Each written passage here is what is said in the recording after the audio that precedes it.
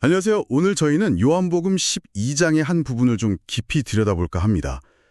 예수님이 예루살렘에 입성하신 후에 이방인인 헬라인들이 찾아오거든요. 그러면서 예수님이 아주 의미심장한 말씀을 시작하시죠. 우리가 보통 생각하는 영광과는 좀 다른 그런 이야기입니다. 네, 저희가 오늘 다룰 해설 자료가 바로 그 지점에 주목하고 있어요. 예수님이 자신의 죽음을 앞에 두고 선포하신 그 인자의 영광, 그리고 그 유명한 한 알의 밀 비유, 또 당시 사람들의 반응이 어땠는지 이런 것들을 좀 상세하게 분석하고 있더라고요. 네, 핵심은 역시 한 알의 밀 비유 같아요. 예수님이 자신의 죽음 그리고 영광을 이걸로 설명하시는데 이게 오늘 여러분의 삶에는 어떤 의미가 있을지 이 해설을 바탕으로 한번 같이 그 속뜻을 파헤쳐보죠. 네, 이야기 시작은 그 6월절에 예루살렘에 온 헬라인들입니다. 이 사람들이 예수님을 만나고 싶어 했어요. 해설을 보니까 이 이방인들의 방문이 예수님께는 어떤 신호였던 것 같아요. 아, 이제 내 사명이 온 세상으로 확장되는구나. 즉, 십자가를 통해서 영광을 얻을 때가 정말 가까이 왔구나 하는 그런 중요한 신호였다는 거죠. 아, 그때 예수님이 인자의 영광을 얻을 때가 왔도다 이렇게 딱 선언하시는군요. 근데 이 영광이라는 게 우리가 흔히 생각하는 성공이나 명예 이런 거랑은 거리가 멀다는 점이 참 흥미로워요. 오히려 십자가에서의 죽음 그리고 그 이후까지 포함하는 개념이라고요? 맞아요. 바로 그 지점에서 그 유명한 한 알의 밀 비유가 등장하는 거죠. 한 알의 밀이 땅에 떨어져 죽지 아니하면 한 알 그대로 있고 죽으면 많은 열매를 맺느니라. 이게 그냥 자연현상 설명이 아니라 생명의 좀 역설적인 원리를 담고 있는 것 같아요. 자기를 지키려고 하면 그대로 있지만 오히려 자기를 내어주는 죽음, 그걸 통한 생명이 확 퍼져나간다는 거죠. 네네.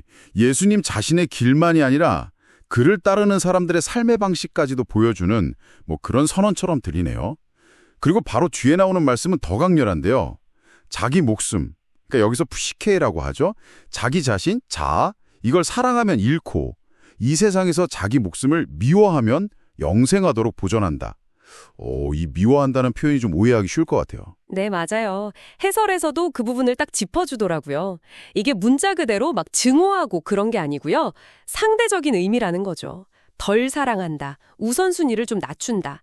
그러니까 하나님이나 더 높은 가치에 뒤에서 내 자신의 안위나 세상적인 욕망, 이런 것들의 가치를 좀 낮게 두는 태도, 이걸 말하는 겁니다. 아, 결국 앞선 비유랑 같은 맥락이에요. 한 알의 밀이 그 껍질을 깨고 죽는 것처럼 자기 중심성을 내려놓고 더 큰 가치를 따라갈 때, 그럴 때 영원한 생명에 이른다. 이런 이야기죠. 그렇군요. 근데 이 길을 가시는 예수님도 엄청난 인간적인 고뇌를 느끼셨다는 점이 참 인상 깊었어요. 지금 내 마음이 민망하니 무슨 말을 하리요? 십자가 앞에서 느끼는 이 고통, 이게 정확히 뭘 의미했을까요? 자료에서는 이게 단순한 육체적 고통, 그 이상이었을 거라고 봐요. 인류의 죄를 다 짊어지고 하나님 아버지와 단절될 수도 있다는 그런 가능성, 그에 대한 어떤 영적인 고뇌였을 거라는 거죠. 아, 깊네요. 네. 근데 그 고통 속에서도 내가 이를 위하여 이때 왔나이다. 이렇게 자신의 사명, 존재 이유를 다시 확인하세요.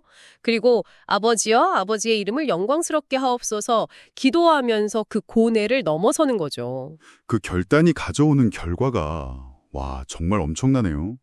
해설에 따르면 예수님이 한 알의 밀처럼 죽는 길을 선택하셨기 때문에 비로소 세상에 대한 심판이 이루어지고 세상 임금, 그러니까 악의 권세가 물러나게 된다는 거죠. 만약 이 길을 피하셨다면 오히려 악의 지배 아래 그대로 있었을 거라는 해석이 참 역설적이에요. 네. 그리고 내가 땅에서 들리면 모든 사람을 내게로 이끌겠다. 이 말씀은 이제 십자가 죽음과 부활을 통해서 모든 사람에게 구원의 길이 열릴 거다. 이걸 의미하는 거고요. 근데 참 안타깝게도 이 모든 표적과 가르침에도 불구하고 많은 사람들이 믿지를 않았다는 거예요. 해설에서는 이걸 이사야 예언의 성취로 보면서 동시에 경고로 읽더라고요.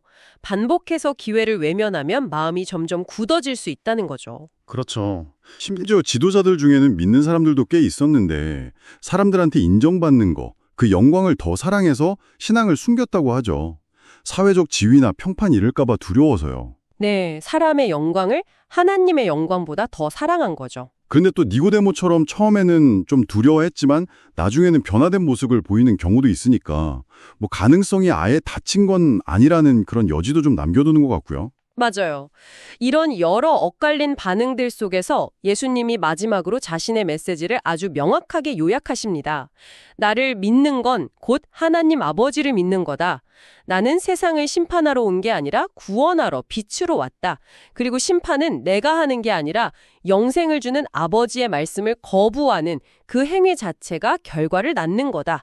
이렇게 분명히 선언하시죠. 아, 결국 예수님이 보여주신 영광이라는 건 세상의 성공 방정식과는 완전히 반대네요.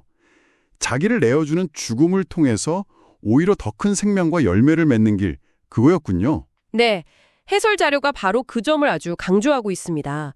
고통스러운 길이지만 그 목적에 대한 확신이 있었기에 그 길을 가셨고 그 길이 역설적으로 진짜 영광 그리고 풍성한 생명으로 이어졌다는 것. 이게 핵심 메시지인 것 같습니다. 그렇다면 여러분께 이 한 알의 밀 이야기는 어떻게 다가오시나요? 꼭 종교적인 의미가 아니더라도 여러분의 성장이나 혹은 더 중요하다고 생각하는 어떤 가치를 위해서 현재의 편안함이나 익숙한 어떤 자아의 일부를 기꺼이 땅에 떨어뜨려 죽게 할 수 있을지, 그렇게 함으로써 어떤 새로운 열매를 기대할 수 있을지 한번 잠시 생각해 보시는 시간을 가져보시면 어떨까 싶습니다.